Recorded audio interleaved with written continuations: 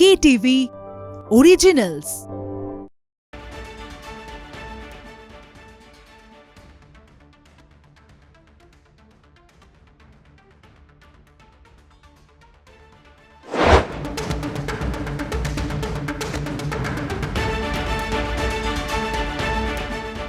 শুরু করছি আজকের stadium bulletin powered by UEM in association with Assure home appliances. এই মুহূর্তে কোথায় আছি বলুন তো? এই মুহূর্তে আছি ইডেন গার্ডেন্সে। আর আজ থেকেই শুরু কলকাতা নাইট রাইডার্সের অনুশীলন। মানে গত বছর আমরা চ্যাম্পিয়ন হই, কেকেআর চ্যাম্পিয়ন হয় 10 বছর পর। তারপর আজকে থেকে কিন্তু আবারও সেই শপথ, মানে চ্যাম্পিয়নশিপের মানে লড়াইটা এরকম যে একবার চ্যাম্পিয়ন হলে তারপর খিদেটা আরও বেড়ে যায়। এবং আজকে কেকেআর স্কোয়াড এসছে, সবাই হয়তো উপস্থিত নেই এখানে, তবে যারা যারা রয়েছেন তারা কিন্তু যথেষ্ট রকমভাবে দৃঢ় প্রতিজ্ঞ যে ভালো কিছু করবেন এই মরশুমে। আমার সঙ্গে রয়েছেন কলকাতা টিভির ডিজিটাল হেড অর্পণ ঘোষ। অর্পণ দা, স্বাগত। Thank you Ajay, thank you. আজকে তো দেখে মন ভালো হয়ে যাচ্ছে, দর্শকদের দেখাই। পিছন দিকে প্র্যাকটিস শুরু হয়ে গেছে কলকাতা নাইট রাইডার্সের। রাসেল ব্যাট করছে আমাদের ঠিক পিছন দিকটাতে। সেখানে রাসেল একটার পর একটা 4 মারছেন না, 6 মারছেন। 4টি নেট এখানে তৈরি করা হয়েছে। সেই 4টি নেটের মধ্যে একটাতে রিঙ্কু সিং, তিনি 4 আর 6 খেলছেন। আরেকটি নেটে মনীষ পান্ডে ব্যাট করছেন। অন্য একটা নেটে রবমান পাওয়াল এবং অন্য একটা নেটে হচ্ছে রাসেল, আন্দ্রে রাস। একটার পর একটা 6।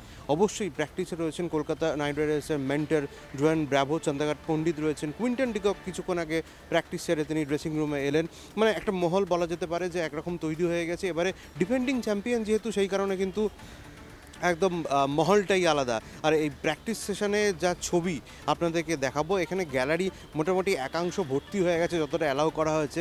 তাদের ওখানে শাঁখ বাজছে, ফ্ল্যাগ উঠছে, একটার পর একটা নাম নিয়ে রাসেল, কখনো রিঙ্কু, এইভাবে কিন্তু পুরো উল্লাস হচ্ছে।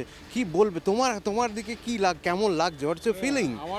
আমি নস্টালজিক হচ্ছি, তার কারণ হচ্ছে যে শেষ যে চ্যাম্পিয়নশিপ মানে হলো কলকাতা নাইট রাইডার্স চেন্নাইতে গিয়ে, সেই ম্যাচটা কভার করেছিলাম। আর আজকে এই স্কোয়াডটাকে দেখছি, যেখানে গৌতম গম্ভীর নেই, যেখানে শ্রেয়াস আইয়ার নেই।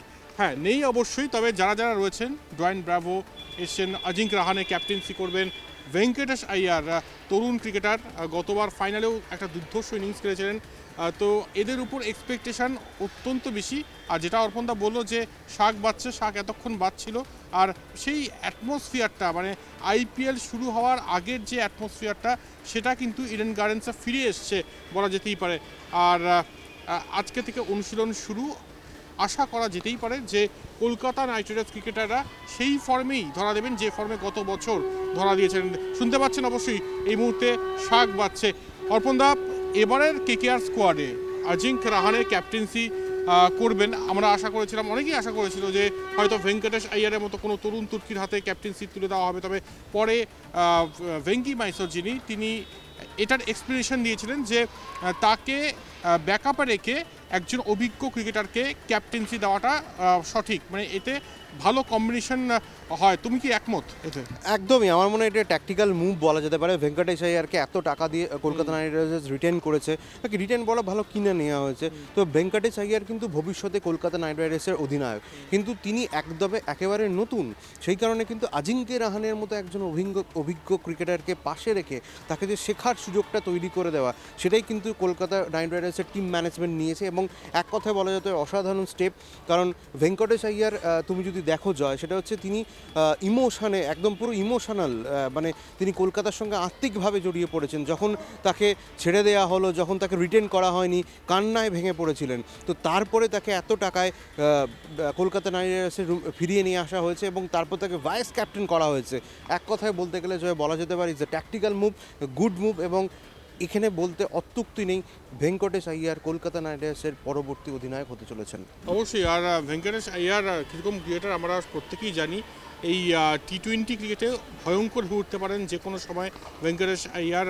তবে একজনের কথা অবশ্যই বলবো, গৌতম গম্ভীর না থাকাটা কিন্তু একটা অবশ্যই বিরাট একটা ভ্যাকিউম তৈরি হয়।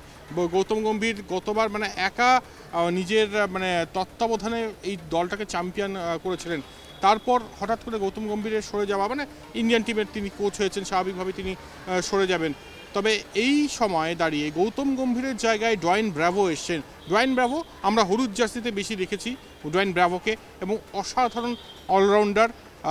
তিনি ডিজে মিউজিকে নাচতে জানেন। আশা রাখবো এবারও কেকেআরকে জিতিয়ে নাচবেন। তবে ডোয়াইন ব্র্যাভো গম্ভীরের জায়গায় রিপ্লেসমেন্টটাকে কীভাবে দেখছো? দেখো, গম্ভীর এবং ডোয়াইন ব্র্যাভো দু রকম মানুষ বলা যেতে পারে। আপনারা একটা বলে রাখি যে কিভাবে সাউন্ড আপনারা শুনতে পাচ্ছেন, দর্শকদের মানে উত্তেজনা একদম অন্যরকম একটা পরিবেশ ইডেন গার্ডেন্সে তৈরি হয়েছে।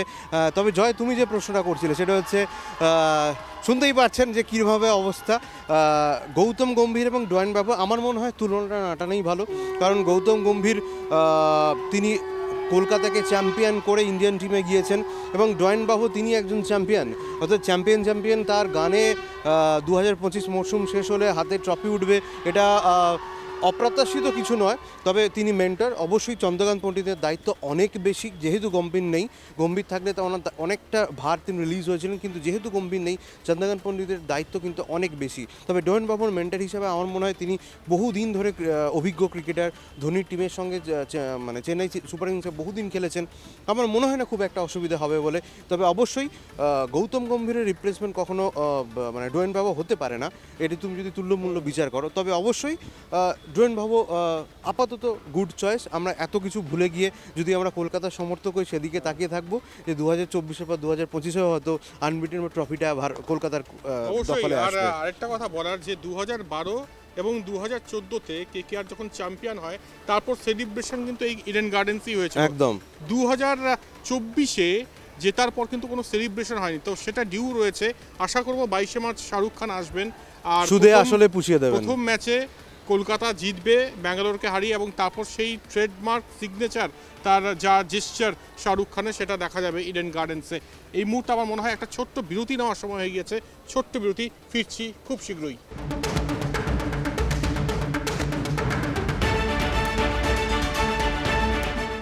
ফিরালাম বিরতির পর। জয়জ্যোতি রয়েছে আপনাদের সঙ্গে। এই মুহূর্তে ইডেন গার্ডেন্সে রয়েছে, বুঝতেই পারছেন। আর কলকাতা নাইট রাইডার্সের ক্রিকেটাররা অনুশীলন সারছেন। একজনকে নিয়ে খুব আওয়াজ উঠছে, তার নাম রিঙ্কু সিং। আর আওয়াজ ওঠাটা খুব স্বাভাবিক। 2 বছর আগে 5 বলে 5টি 6 মেরে নায়ক থেকে মহানায়ক হয়ে উঠেছেন। আর তারপর থেকে কিন্তু এক্সপেকটেশনও বাড়ছে, কারণ যে সময় রিঙ্কু সিং খেলতে নামেন সেই সময় আস্কিং রেট ক্রমশ ঊর্ধ্বমুখী হয়। তাই সেই সময় মাথা ঠান্ডা রেখে ম্যাচ বের করাটাও কিন্তু একটা শিল্প। সেই শিল্পে সিদ্ধহস্ত রিঙ্কু সিং। তোমার কি এক্সপেকটেশন রিঙ্কু সিং এর থেকে এবারের আইপিএলে? আমি তো ভেবেছিলাম যে Venkatesh Iyer captain Rinku Singh vice captain হতে চলেছেন, এবং সেটা আশা করি ভবিষ্যতের দিকে যাচ্ছে। এবং রিঙ্কু সিং মানে বলার নেই, যত সময় যাচ্ছে, যত বছর এগিয়ে যাচ্ছে, রিঙ্কু সিং নিজেকে ডেভেলপ করছে। তবে জয়, আমি তোমাকে একটা প্রশ্ন করি। তুমি ব্রেকের আগে আমরা যেটা নিয়ে আলোচনা করছিলাম যে ফার্স্ট ম্যাচ আরসিবির এগেনস্টে বিরাট কোহলি টপ ফর্মে রয়েছে, তুমি এখানে বিরাট কোহলির সঙ্গে বাকি যে যারা বোলার রয়েছে তাদের কীরকম ম্যাচ হবে বলে মনে হচ্ছে? ইতিমধ্যেই আমি অনেকগুলো বোলারকে বল করতে দেখতে পাচ্ছি। রাসেলের জায়গায় অলরেডি প্র্যাকটিসে যাচ্ছেন অঙ্কুশ রঘুবংশী, এবং অবশ্যই দেখতে পেলাম যে প্রত্যেকটা খুঁটিনাটি বিষয় কিন্তু নজর রাখছেন ডোয়াইন ব্র্যাভো এবং চন্দ্রকান্ত পণ্ডিত। তুমি আগে উত্তর দাও, আরসিবি যেহেতু ফার্স্ট ম্যাচ, বিরাট কোহলিকে কীভাবে এক্সপেক্ট করছো? বিরাট কোহলি বিরাট ক্রিকেটার, নতুন করে বলার কিচ্ছু নেই, এবং এই মুহূর্তে দুর্ধর্ষ ফর্মে রয়েছেন। চ্যাম্পিয়ন্স ট্রফিতে আমরা দেখেছি অস্ট্রেলিয়ার বিরুদ্ধে কীরকম ইনিংস খেলেছেন, বা পাকিস্তানের বিরুদ্ধে কীরকম ইনিংস খেলেছেন। তবে টি-20 ক্রিকেটে আইপিএলে আবার ডিফারেন্ট বল গেম হবে। এখানে কিন্তু অন্যরকম গেম প্ল্যান নিয়ে বিরাট কোহলির বিরুদ্ধে বল করবেন হর্ষিত রানা। ভুলে গেলে চলবে না, হর্ষিত রানা এখানে কিন্তু এক্স ফ্যাক্টর হতে পারেন। গতবারের আইপিএলে 19টি উইকেট নিয়েছিলেন, আমি যদি খুব ভুল না হই। তারপরে বরুণ চক্রবর্তী রয়েছেন। তাই ইডেন গার্ডেন্সে বিরাট কোহলির ফ্যান্স তো থাকবেই। এর আগেও ব্যাঙ্গালোরে যখন ম্যাচ হয় তখনও একটা মানে গ্যালারি একটা পার্ট পুরো রেড হয়ে যায়, মানে বোঝা যায় না এটা চিন্নাস্বামীতে খেলা হচ্ছে নাকি ইডেন গার্ডেন্সে খেলা হচ্ছে। বিরাট ক্রিকেটার বিরাট কোহলি, তিনি তার মতো করে গেম প্ল্যান করবেন। তবে তাকে আটকানোর জন্য কিন্তু গেম প্ল্যান হবে কেকেআর বোলারদের তরফ থেকে। আর দেখার বিষয় এখানে ট্যাকটিক্স কী থাকে। চন্দ্রকান্ত পণ্ডিতের কথা অবশ্যই বলবো, কারণ এই মানুষটিকে হয়তো মানে এই মানুষটি নিয়ে বেশি চর্চা হয় না। গৌতম গম্ভীরকে নিয়ে বেশি চর্চা হয়েছিল গতবার। এই মানুষটি নীরবে কাজ করে যাচ্ছেন, মানে সাইলেন্ট কিলার বলা যেতে পারে চন্দ্রকান্ত পণ্ডিতকে। এবং ঘরোয়া ক্রিকেটেও আমরা দেখেছি মানে দারুণ কিন্তু সাফল্য নিয়ে এসেছেন। চন্দ্রকান্ত পণ্ডিতও নিশ্চয়ই কিছু একটা হোমওয়ার্ক করবেন, গেম প্ল্যান করবেন বিরাট কোহলির জন্য। তবে সেদিন 22শে মার্চ উদ্বোধন, শাহরুখ খান আসবেন, খুব ভুল না হলে আমি যদি খুব ভুল না হই শাহরুখ খান অবশ্যই আসবেন, বিরাট কোহলি থাকবেন, কেকেআরের ফার্স্ট ম্যাচ উদ্বোধনে আরও চমক থাকছে। সব মিলিয়ে চাঁদের হাট বলা যেতে পারে ইডেন গার্ডেন্সে। তবে বিরাট ভালো রান করুক, ম্যাচ জিতুক কেকেআর। তুমি কি বলবে? নবজ্যোৎ সিং সিধুর ভাষায় একটা কথা বলা যায়, আইপিএল বড়ি আজিব চিজ है यार। আমরা কিছুদিন আগে পর্যন্ত বিরাট কোহলির জন্য গলা ফাটাচ্ছিলাম, এবার যখন আইপিএল শুরু হলো বিরাট কোহলি আমাদের প্রতিদ্বন্দ্বী। এটাই হচ্ছে আইপিএল এবং আইপিএলের মাহাত্ম্য। তো অবশ্যই বিরাট কোহলি চাইবে একটা বিশাল রান করুক, একটা দারুণ নক খেলুক। তবে কলকাতাবাসী হিসাবে, কলকাতা নাইট রাইডার্সের সাপোর্টার হিসাবে বলতে পারি যে অবশ্যই আরসিবিকে তো হারাতেই হবে, কারণ কাপটা তো কলকাতাতে আনতেই হবে, কারণ আমরা defending champion Kolkata Knight Riders 2024-এ। ব্যাক টু ব্যাক যদি ট্রফি আসে তাহলে কার না ভালো লাগে। তো ডেফিনেটলি বিরাট কোহলি একটা দারুণ নক খেলবে আশা করি। আমার মনে হয় তুমি যেটা বলছিলে এক্সপ্লেনেশন জয়, সেটা হচ্ছে চন্দ্রঘাট পণ্ডিত আমার মনে হয় যে বরুণ চক্রবর্তীকেই হয়তো তুরুপের তাস হিসেবে ইউজ করবেন বিরাট কোহলির জন্য। তোমার কি তাই মনে হয়? অবশ্যই, কারণ বরুণ চক্রবর্তীকে কিন্তু খেলাটা ভীষণ টাফ, এবং এই এমন একজন বোলার যার মানে যিনি অ্যাকচুয়ালি লেগ স্পিনার, কিন্তু তাকে অফ স্পিনার হিসেবে খেললে অনেক বেটার। কারণ কখন ক্যারাম বল করবেন কেউ জানেন না, কখন গুগলি দেবেন।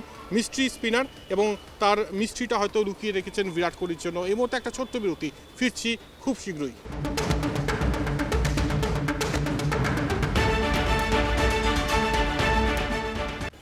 ফিরলাম বিরতির পর, জয়জ্যোতি রয়েছে আপনাদের সঙ্গে।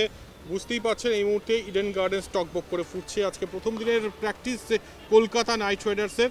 আর প্রথম দিনে যেটা রীতি থাকে যে উইকেট পুজো, এর আগের বছরও আমরা দেখেছি, আজকেও কিন্তু সেই রীতি পালন করা হয়েছে। উইকেট পুজো হয়েছে, চন্দ্রকান্ত পণ্ডিত ছিলেন, আজিঙ্ক রাহানে ছিলেন, পিচ কিউরেটার সুজন মুখোপাধ্যায় ছিলেন। একটাই সংকল্প, সেটা হচ্ছে আরও একবার চ্যাম্পিয়ন যেন হয় কলকাতা নাইট রাইডার্স। স্যার, আরও একজনের কথা বলবো, সুনীল নারিন। ইনি কিন্তু ট্রাম্প কার্ড, মানে গৌতম গম্ভীর যখন ছিলেন কোচ তখন তাকে ওপেনার হিসেবে পাঠাতেন, এবং মানে যে পাওয়ার প্লেটা প্রথম 6 ওভার, সেখানে টার্গেট হতো যে 80 থেকে 90 রান যাতে কলকাতা নাইট রাইডার্স করে, তার উপর ভিত্তি করে যাতে একটা বড় স্কোর করতে পারে কেকেআর। চেস করতে গেলেও ঠিক একই রকম কিন্তু মানসিকতাকে নিয়েই নামতেন না এক্ষেত্রে সুনীল নারিনরা, এবং সুনীল নারিন একটা পিভোটাল রোল প্লে করতেন প্রথম দিকে, রানটাকে যাতে খুব দ্রুত নিয়ে যাওয়া যায় সেক্ষেত্রে যে রোলটা তার ছিল। এই মুহূর্তে কোচ ডোয়েন ব্রাভো, তোমার কি মনে হয় যে একই রকম ভূমিকায় সুনীল নারিনকে এবছরও দেখা যাবে? ডেফিনেটলি রাখা উচিত, কারণ গৌতম গম্ভীর আসার পর যেমন তিনি বল হাতে জ্বলে উঠেছিলেন, তেমনি ব্যাট হাতে। কারণ গৌতম গম্ভীর আসার আগে ঠিক আমরা আলোচনা করছিলাম যে আন্দ্রে রাসেল এবং সুনীল নারিনের বোধহয় এবার কলকাতা নাইট রাইডার্স ছেড়ে দেবে, কিন্তু তারপরেই যখন গৌতম গম্ভীরকে দায়িত্ব দেওয়া হলো, পুরো একদম সেই পুরনো ফর্মে ফিরে এসেছে, গোল্ডেন ডেজ যাকে বলে, সেই কিন্তু সোনালি দিনে আন্দ্রে রাসেল এবং সুনীল নারিন ফিরে এসেছেন। তো কিছুক্ষণ আগে আমরা দেখছিলাম যে সুনীল নারিন বল করছেন, বল প্র্যাকটিস করছেন। এখন কিছুক্ষণ আগে দেখা গেল যে সুনীল নারিন ব্যাট হাতে একটার পর একটা 6 এবং 4 নক খেলছেন। মানে অসাধারণ একটা ভিউ এখানে দেখা গেল প্র্যাকটিস সেশনে। 4টে নেটে প্র্যাকটিস করছেন। রিঙ্কু সিংকে দেখা গেল, জয়দেব দেখা গেল ফার্স্ট নেটে, পিচ কীরকম সেই পিচে কিছুক্ষণ ব্যাট করার পর সেকেন্ড পিচে তিনি এলেন। এইভাবে কিন্তু রিঙ্কু সিং ঘুরিয়ে ফিরিয়ে করছেন। রবমেন পাওয়ালকে ব্যাট করতে দেখা গেল, ভেঙ্কটেশ আইয়ারকে ব্যাট করতে দেখা গেল। ভেঙ্কটেশ আইয়ার বলও করেছেন, প্রথম দিনেই কিন্তু হাত ঘুরিয়েছেন। উইকেট পুজোর পর জয় যেমনটা বললো, তারপরেই কিন্তু একদম সেই প্রস্তুতি, সেই একটা কাপ জয়ের প্রস্তুতি, ডিফেন্ডিং চ্যাম্পিয়ন হিসেবে যেটা করা দরকার, সেই void or in cricket Gautam Gambhir আসার পর সেই ক্রিকেটটা কিন্তু খেলার জন্য এই যে বডি ল্যাঙ্গুয়েজ দেখা যাচ্ছে প্র্যাকটিসে, এক কথায় অসাধারণ ভয়েড অর ইন ক্রিকেট খেলতে আমার মনে হয় তৈরি কলকাতা। তুমি কি বলবে? মানে বেপরোয়া ক্রিকেট খেলতে হবে, আর এখনকার ক্রিকেটটা এরকমই, মানে তুমি যদি ফিয়ারলেস ক্রিকেট না খেলো তাহলে অন্য টিম কিন্তু একদম চাগিয়ে বসবে। একদম। সেটা যাতে না হয় সেটার জন্য আগাম প্রস্তুতি কলকাতা নাইট রাইডার্সের। আরেকটা বিষয় বলার, সেটা হচ্ছে যার কথা এখন বলবো, তিনিও কিন্তু দুর্ধর্ষ ক্রিকেটার, মঈন আলীকে নেওয়া হয়েছে, এবং এই মঈন আলী হলুদ জার্সিতে কিন্তু দুর্ধর্ষ রোল প্লে করেছিলেন একটা সময়, আর আরসিবির হয়েও ভালো পারফর্ম করেছেন। মঈন আলীর ভূমিকাটা কি হবে? কত নম্বরে দেখছো মঈন আলীকে ব্যাটিং অর্ডারে? সিএসকে 3 নম্বর 4 নম্বরে কিন্তু ইউজ করেছে। দেখো, আমার একটু ডাউট রয়েছে, সেটা হচ্ছে মঈন আলী হয়তো প্রথম ফার্স্ট 11-এ নাও তিনি জায়গা পেতে পারেন, অবশ্যই তিনি খেলবেন তো বটেই, তবে মঈন আলী এই যে আনসোল্ড হয়ে যাওয়ার পর সোল্ড হওয়া, এবং এই তার যে একটা খিদে আমাকে প্রমাণ করার রয়েছে, সেটা কিন্তু কলকাতা নাইট রাইডার্সের জন্য একটা অ্যাডভান্টেজ। তবে আমার মনে হয় না মঈন আলী প্রথম কয়েকটা ম্যাচে হয়তো ফার্স্ট 11-এ থাকবেন, তবে তিনি সুযোগ পেলে তিনি যে কামাল করবেন এটা নিয়ে আনডাউটেডলি বলা যেতেই পারে। তিনি অলরাউন্ডার, ভুলে গেলে হবে না, বল হাতে কামাল দেখাতে পারেন, ব্যাট হাতে দেখাতে পারেন। তবে আমার মনে হয় যদি যখন মঈন আলী খেলবে 6 to 7, আমার মনে হয় সেই পজিশনে মঈন আলীকে খেলানো হতে পারে। মঈন আলীর দিকে চোখ থাকবে। আসলে এত ভালো ভালো বিদেশি কাকে ছেড়ে কাকে মানে ধরে রাখবে চূড়ান্ত একাদশে, এটা একটা চ্যালেঞ্জ অবশ্যই কলকাতা নাইট রাইডার্স টিম ম্যানেজমেন্টের জন্য। এই মুহূর্তে শাক বেজেই চলেছে, বুঝতে পারছেন এই মুহূর্তে উন্মাদনাটা কোন জায়গায় রয়েছে। শঙ্করধ্বনিতে কেকেআর প্র্যাকটিস হচ্ছে, মানে দুর্ধর্ষ একটা অ্যাটমসফিয়ার কিন্তু ধরা পড়ছে এই মুহূর্তে ইডেন গার্ডেন্সে। প্রথম দিনই যারা এখানে মানে কেকেআরে হয়ে প্রথমবার খেলবেন তারা কিন্তু বুঝতে পারছেন ভাইভটা এবং পালসটা কিন্তু প্রথম দিনই তারা টের পাবেন। এই মুহূর্তে একটা বিরতি নেওয়ার সময় হয়ে গিয়েছে, ছোট্ট বিরতি, ফিরছি খুব শীঘ্রই।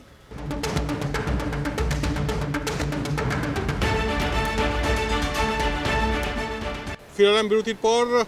আর এই মুহূর্তে যাকে নিয়ে আলোচনা করব তিনি প্রাক্তন কেকেআর ক্যাপ্টেন শ্রেয়াস আইয়ার। গতবার চ্যাম্পিয়ন করেছিলেন দলকে। আর শ্রেয়াস আইয়ারের একটা অসন্তোষ ধরা পড়ছে। যে অসন্তোষটা ধরা পড়ছে সেটা হচ্ছে যে তাকে রেকগনিশন দেয়নি কলকাতা নাইট রাইডার্স। তিনি এক্সপেক্ট করেছিলেন আরও বেশি, তাকে আরও মর্যাদা দেবে, স্বীকৃতি দেবে। সাধারণত যারা কেকেআর উইনিং ক্যাপ্টেন হয় তারা কিন্তু এরকম একটা এক্সপেক্ট করে থাকেন।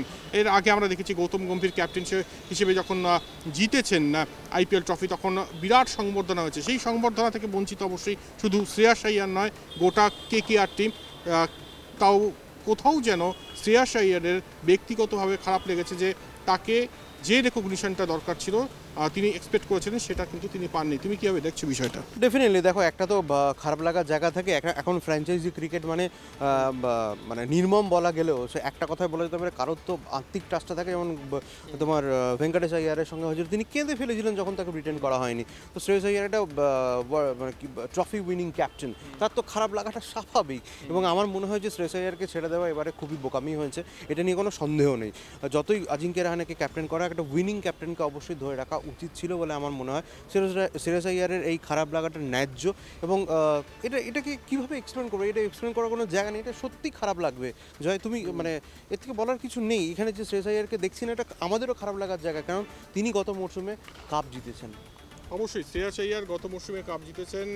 আর মানে আইপিএল জয়ী ক্যাপ্টেন এবং কোচ দুজনেই এই টিমের থেকে সরে গিয়েছেন। তবে তাও স্পিরিটটা কিন্তু রয়েছে কেকেআরের। তারা আশাবাদী যে এবারও তারা কিছু একটা করবেন। না যাওয়ার আগে শেষবারের মতো একজনকে নিয়ে একটু আলোচনা করতেই হবে, আন্দ্রে রাসেল। তার সেই মানে বড় বড় শট, বিরাট ছয় দেখার অপেক্ষায় আমরা প্রত্যেকেই। আন্দ্রে রাসেল অসম্ভবকে সম্ভব করেছেন এর আগে অনেকবার, এবং ব্যাঙ্গালোর ম্যাচের আগে তিনি অদ্ভুতভাবে কিন্তু অন্য অবতারে চলে যান। এবং এর আগেও ব্যাঙ্গালোর ম্যাচে একদম অসম্ভবকে সম্ভব করে ম্যাচ জিতিয়েছেন। আরসিবি ম্যাচ সামনে 22শে মার্চ। কি অবতারে দেখতে চাইছো আন্দ্রে রাসেলকে? বিধ্বংসী, এক কথা বিধ্বংসী। আন্দ্রে রাসেল গত মরশুমে তুমি যে দারুণ বোলিং সাপোর্ট দিয়েছেন। আমার মনে হয় গত মরশুমে তিনি দারুণ ব্যাট করেছেন, আর এবারেও তিনি আমার মনে হয় আরও বিধ্বংসী রূপে ফিরবেন। কারণ গোল্ডেন ডেজ যদি তুমি দেখে থাকো, যত ডেভেলপ করে তখন কিন্তু আরও তার খিদেটা বেড়ে যায়। সেই দিক থেকে দেখতে গেলে আমার মনে হয় এবারে আবারও কলকাতা নাইট রাইডার্সের তুরুপের তাস Andre Russell, Sunil Narine. Andre Russell, Sunil Narine. আমি আরও একটা দুটো নাম অ্যাড করছি, রিঙ্কু সিং। একদম অবশ্যই রিঙ্কু সিংকে রাখতে হবে। আর ভেঙ্কটেশ আইয়ার, এই দুটো নামও অ্যাড করছি, দেখা যাক কি হয়। আমি একটা চ্যালেঞ্জ করে তোমাকে বলছি, এই সিজনে বেস্ট প্লেয়ার হবে আজিঙ্ক্য রাহানে। হতেই পারে। আজিঙ্ক্য রাহানে ডোমেস্টিক সার্কিটে যথেষ্ট ভালো পারফর্ম করেছেন এবং সেই জন্যই কিন্তু তাকে নেওয়া। আর ক্যাপ্টেন হিসেবেও তিনি দায়িত্ব পালন করবেন। রাজস্থানে হয়ে অনেক ম্যাচ তিনি জিতিয়েছেন, আশা করব সেইটা আবারও ফিরিয়ে নিয়ে আসবেন আজিঙ্ক্য রাহানে। এখানেই শেষ করতে হচ্ছে আজকে স্টেডিয়াম বুলেটিন। আশা রাখছি আপনাদের ভালো লাগছে, প্রচুর ফিডব্যাক পাচ্ছি আপনাদের তরফ থেকে। সঙ্গে থাকুন আমাদের, দেখতে থাকুন কলকাতা টিভি, রাত দিন 7 দিন।